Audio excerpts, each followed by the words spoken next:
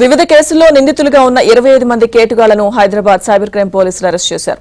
66 కేసుల్లో నిందితులుగా ఉన్న వారిని అదుపులోకి తీసుకున్నారు. తెలంగాణలో నమోదైన 66 కేసుల్లో ప్రమేయం ఉన్న ఏపీ, బీహార్, ఢిల్లీ, గుజరాత్, హర్యానాతో పాటు కర్ణాటక, మహారాష్ట్రకు చెందిన నిందితులను అరెస్ట్ చేశారు. అరెస్టైన నిందితులు దేశవ్యాప్తంగా 453 సైబర్ కేసుల్లో ప్రమేయం ఉన్నట్లుగా గుర్తించారు. వీరి నుంచి 34 మొబైల్ ఫోన్స్, అలాగే 20 చెక్ బుక్లు, 17 డెబిట్ కార్డులు, 8 సిమ్ కార్డులు, 16 బ్యాంక్ పాస్ బుక్లు, 1 లక్ష నగదును సీజ్ చేశారు.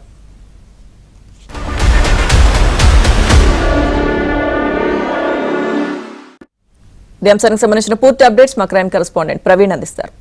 ప్రవీణ్, హైదరాబాద్ లో సైబర్ కేటగాళ్లను అరెస్ట్ చేశారు. 66 కేసుల్లో నిందితులుగా ఉన్నటువంటి 25 మందిని అరెస్ట్ చేసినటువంటి సైబర్ క్రైమ్ పోలీసులు వీళ్ళని జ్యుడిషియల్ రిమాండ్ కూడా తరలించినటువంటి పరిస్థితి కనబడుతుంది. తెలంగాణలో నమోదైనటువంటి 66 కేసుల్లో ప్రమేయం ఉన్నట్లు ప్రస్తుతం సైబర్ క్రైమ్ పోలీసుల విచారణలో వెల్లడైంది. ఏపీ, ఆంధ్రప్రదేశ్ తో పాటు బీహార్, ఢిల్లీ, గుజరాత్, హర్యానా, కర్ణాటక, మహారాష్ట్రకు సంబంధించినటువంటి నిందితుల్ని ఐడెంటిఫై చేసి వారందరినీ కూడా అరెస్ట్ చేసినటువంటి పరిస్థితి ఉంది.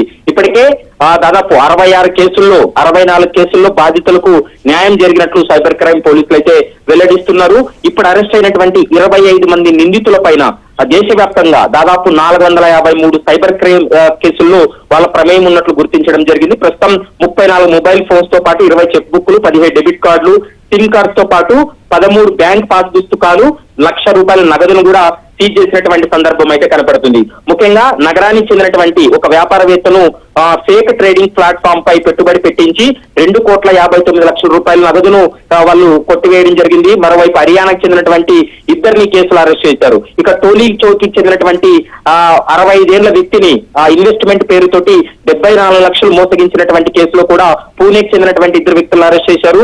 జూన్ 14న జరిగినటువంటి జాతీయ లోక్ అదాలత్ ద్వారా 72,85 లక్షల రూపాయల నగదును ఇప్పటికే సీజ్ చేసినటువంటి పరిస్థితి కనపడుతుంది.